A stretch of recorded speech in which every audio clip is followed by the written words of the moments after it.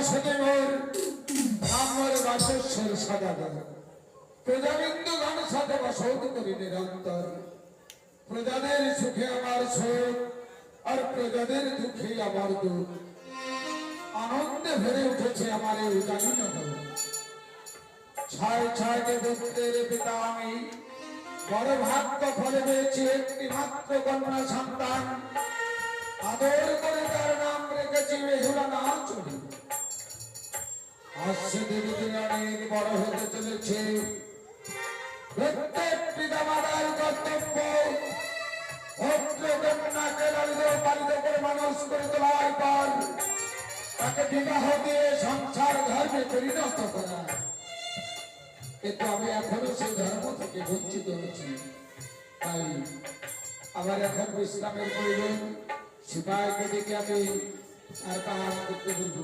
কোথায় সিপাহী যাচ্ছি বাবু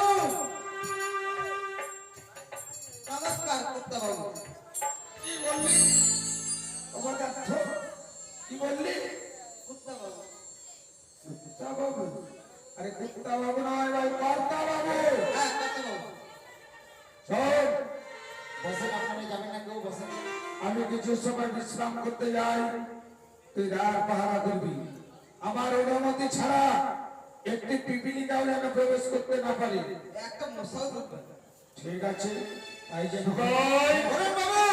দেখো সিপাই আমরা বাসস্পতি ভবনে এসেছি তাই তো সিপাই তুমি দেখতে পার ডাক দিয়ে দেখো কেমন এই তো কলিং বেল রয়েছে কলিং বেল সত্যই বলেছে সিপাই বড় লোক বাড়ি তো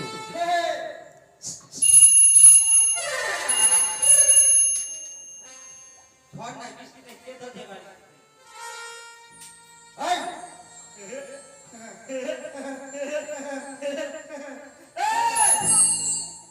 তোমরা কোথা থেকে এসছো আমরা এখানে কি করতে এসছো আমরা তোমার বাবু আছে হ্যাঁ তোমার বাবুকে দেখো তোমার বাবুকে দেখাতে বলো না আমার বাবু এখন দেখবে না এখন ঘুমাই গেছি তোমার বাবু ঘুমিয়ে গেছে হ্যাঁ তোমার বাবুকে এখন জাগাও আমার বাবু এখন জাগবে না তোমার বাবু যাবে না তো ওই বাবু নয় তোমার সদাগর বাবু ও আমার সদাগর বাবু ঠিক আছে শোনো কি বলবে জানো কি বলবো বলবো কি যে চম্পলা নগর থেকে এসেছে তার সিপাহী চন্দ্রপতি সদাগর আর তার সিপাহী এসছে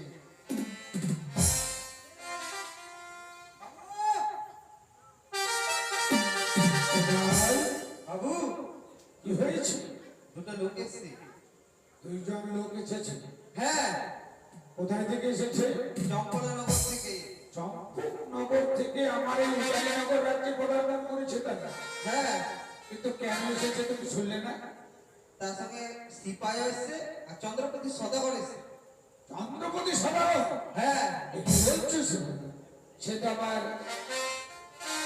অনেক দিনের বন্ধুত্ব তার সঙ্গে ওই বাণিজ্য পাড়ায় তার সঙ্গে সাক্ষাৎ হয়েছিল আর সাক্ষাৎ হয়নি কিন্তু আর যখন আমাদের রাজগৃহে এসেছে তাদেরকে আদর যত্ন করে ভেতরে নিয়ে এসো ঠিক আছে আসুন আসুন বাবু আসুন আসুন তাওই আমি তো তাও আসুন টিকু এদিকে যাবা না কেন এদিকে শত শত কমিয়ে গেছে শত শত অনেক কমিয়ে গেছে অনেক এখন যদি পাইয়ে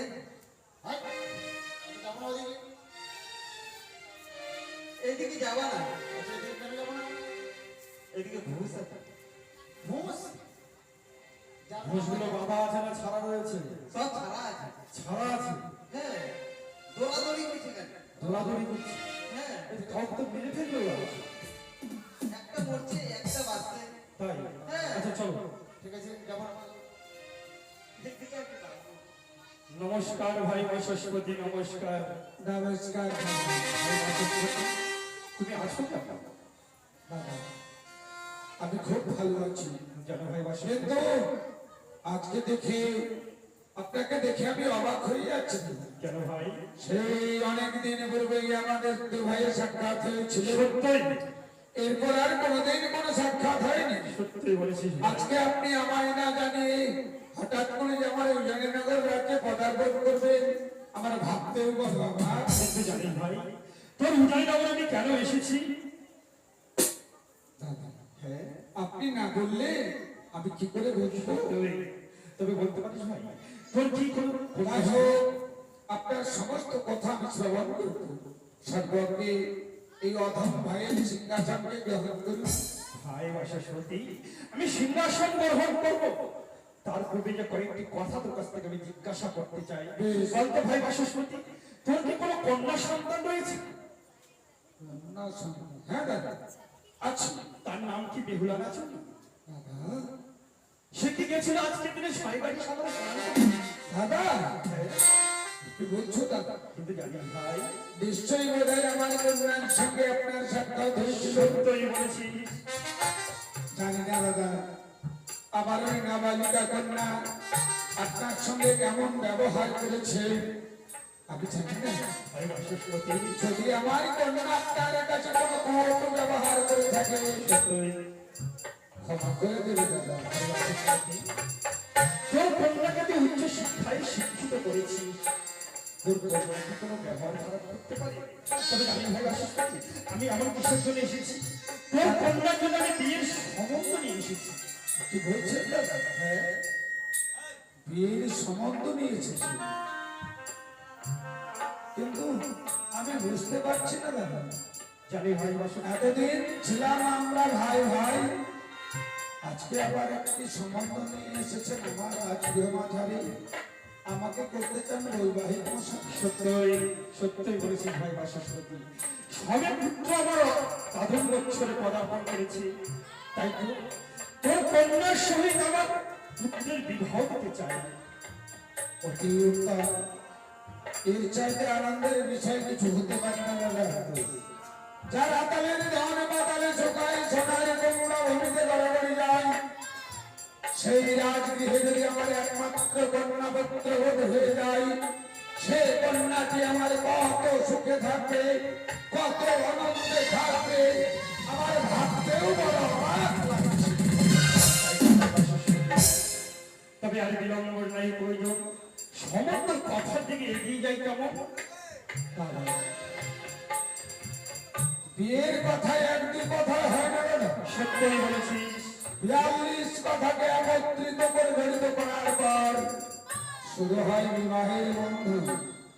তাই তো কন্যাটি তো আমার একার নয় দাদা, আমার রাজগৃহে আছে আমার রানী মেনকা, আছে আমার 6 পুত্র, তাদের সকলের সঙ্গে তো একটিবার আমায় পরামর্শ করা প্রয়োজন। বেশ ভাই বাসস্পতি, এই মুহূর্তে তুমি আমার বৌমার সঙ্গে পরামর্শ করো, ততক্ষণ আমি তোমার রাজগৃহ মাঝে বিশ্রাম করছি। ভাই বেলুন বাবু, কি করছো? বেলুন তো অপদার্থ কথা বলো, এদিকে আসো। বিশ্রাম করছো? তুমি শুনেছো কিছু? কিচ্ছু শুনতে পাইনি। কিছু যার শোনো? বলছিলাম, তুই বন্ধু দিলে। আচ্ছা, তা আমরা যে গল্প করলাম সেই গল্পগুলি শোনোনি? কিচ্ছু শুনতে পাইনি।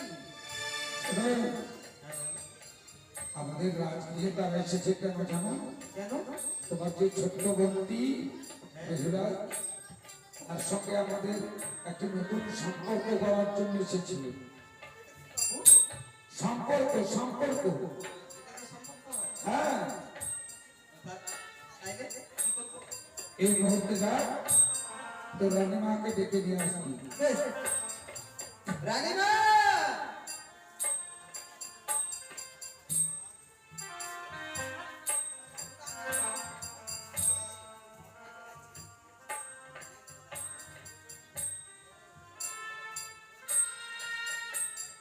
তবুতারা প্রণাম হই স্বামী। আশীর্বাদ করবে না তো। ওগো, ওগো স্বামী, আজ আমায় ডেকেছেন স্বামী। হ্যাঁ গো, আমি তোমায় ডেকে পাঠিয়েছিলাম। যাবে গো, আমাদের একমাত্র মা বেহুলা। একে স্বামী, হ্যাঁ গো, আজ আমাদের একমাত্র বেহুলা। ওই বেহুলা, আমাদের কি হয়েছে আমায় বলো না, স্বামী গো। বেহুলার জন্য আমাদের এই রাজগৃহে একটি সম্বন্ধ এসেছিল। স্বামী, হ্যাঁ গো, কি বলছি? হ্যাঁ গো। আজ আমি তো বিশ্বাস করতে পারছি না। আজ আমার বেহুলা, তার বয়স হয়েছে 68 বছর। কি বলছে? যে তার সম্বন্ধ এসেছে। আজ আমি বিশ্বাস করতে পারি না তো স্বামী। ওগো, আমি বড় ভুল করে ফেলেছিলাম তোমাকে না জানি, তাই আমি অর্ধেক কথা দিয়েই ফেলেছি। স্বামী, হ্যাঁ গো। এ কথা বলেন না স্বামী। কেন? আমি লোকের মুখে শুনেছি 68 বছর নাবালিকাকে বিবাহ দিতে হয় না। কিন্তু আমি দিতে পারবো না গো স্বামী। বাবা, বলো স্বামী। সে ঘর যদি ভালো ঘর হয়, আমাদের হয়তো তোমার জানা নেই, আমাদের কালে বাল্য বিবাহ চলত। বিবাহের পরে আমরা মা বেহুলাকে ঘরে রেখে দেবো, সেদিন তাদের সাবালক হয়ে দেবে, সেদিন তারা আমাদের মা বেহুলাকে নিয়ে যাবে। স্বামী, না স্বামী না, সবই আমি বুঝেছি আপনারও বাণী। আজ আমি বিশ্বাস করতে পারছি না স্বামী। ওই কথা আমি বিশ্বাস করতে পারছি না। তবে আমি লোকের মুখে শুনেছি আপনার যে বন্ধু এসেছি আমাদের গৃহে। ঠিক শুনেছি। আজ আমাদের প্রজাগণ রয়েছে, গৃহ আছে। তারা কি বলেছে জানেন স্বামী? তারা বলেছে, ওরে রানীমা, আজ আমাদের বান্ধবীকে তোমরা যে বিবাহ দাও, যে বাড়িতে বিবাহ হবে, যে সম্বন্ধে এসেছে, তারা কি না বলে সাপকে যে সদাগর বলে পরিচিত হয়েছে। কি বলছো মেনকা? হ্যাঁ, আমি ওই গৃহ আছে আমার নাবালিকা মা বেহুলাকে আমি বিবাহ দিতে চাই না গো। বেশ। আর যখন তুমি লোকমুখে শুনেছ, তাহলে এটি আমরা বিস্তার করে জেনে নেব, সত্যই তারা সাপ খায় কি না। যদি তারা সাপ খেতে ঘর হয়, জেনে শুনে আমাদের একমাত্র বেহুলাকে তো সেই ঘরে সম্বন্ধ করা যাবে না। মানে তো না না স্বামী না। ও গো স্বামী, বলো। তবে তুমি আর সেই সম্বন্ধের ব্যাপারে আলোচনা করো। আমি সাপ খেতে সদাগরের সঙ্গে তার পুত্রের সঙ্গে আমার মা বেহুলাকে আমি বিবাহ দিতে চাই না। কারণ জানি আমার মা বেহুলার বয়স 68 বছর, নাবালিক বয়সে মেয়ে বিবাহ দিতে চায়। কোন মেয়ে তার চায় না সে বিবাহ দিতে, আমি দিতে পারবো না তো স্বামী। বেশ বেশ মেনকা, তোমার মনে যখন শান্ত হয়েছে, তোমার মনের শান্ত হলে ভাঙন করতে হবে। সেবাই শোনো, সেবাই, আমি তো তাদের সম্মুখে বলতে পারবো না, তুমি তাদেরকে গিয়ে বলো যে তাদের সঙ্গে আমাদের সম্বন্ধ হবে না। ঠিক আছে। সিপাই, সিপাই, কি বলে সিপাই ভালো করে শুনবে, ঠিক আছে?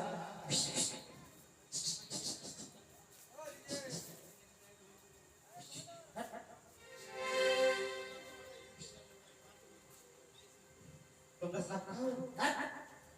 মানুষ কোনোদিন সাপ খায়? সবাই যে বলে তোমরা সাপ খাও, তার মানে কথাটা শোন, কি বলো? এক এক করে 6-6টি পুত্র আমার বাবুর, হ্যাঁ, তারা সব সর্প আঘাতে মৃত্যু হয়েছে। তাই এই চম্পনা নগরবাসী গ্রামবাসী যা আছে, সবাই আমাদেরকে সাপ থেকে বংশধর বলে না, বলে ওই সাপে আমাদেরকে খায়। ওই জন্য বলে যে সাপ থেকে যাবে।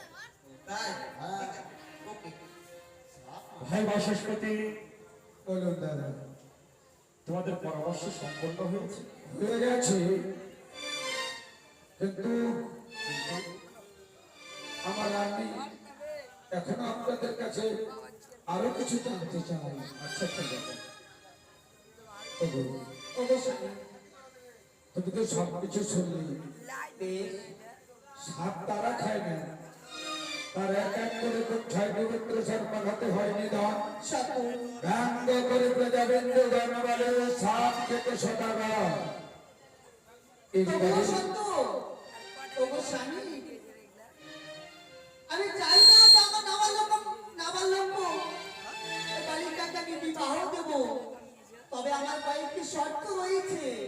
বলো সেই শর্ত যদি করিতে পারি পূরণ, তবে আমি আমার নতুন জামাতাকে আমি করিব বরণ।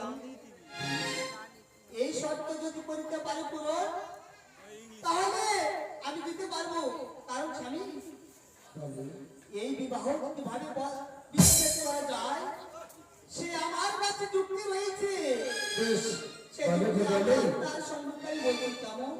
বলো ওগো স্বামী, আজ আমার মা বেহুলাকে দিতে হবে শঙ্কবাই শাখা, আর দিতে হবে কামিনী সিঁদুর, আর দিতে হবে 100।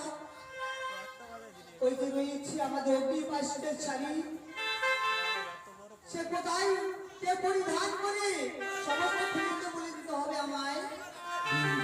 আর আর নিচ্ছি আমি এই 101টি বরযাত্রী যদি হয় একই বরণে, তবে আমি আমার নবজামাতাকে আমার সসম্মানে আমি বরণ করে নেব স্বামী। বেশ তুমি যা বলেছ এই রয়েছে আমার দাবি। আমি তাদের কাছে চেয়ে নেব, কিন্তু জানাবো বলে স্বামী, তারা আমাদের রাজগৃহে অতিথি, তাই অতিথিকে সেবা দেওয়া পরম ধর্ম। তুমি যাও তাদের জন্য জল খাওয়ার ব্যবস্থা করো, আর ততের সময় আমি তাদের সঙ্গে পরামর্শ করব। ওগো স্বামী, এই বিবাহ যদি কিভাবে করে যেন বিচ্ছেদ করা যায়, সেইভাবে আপনি আমার কাজ সিদ্ধ করবেন কেমন? বেশ তাই হবে। আমি প্রণাম হোক স্বামী। আশীর্বাদ করি।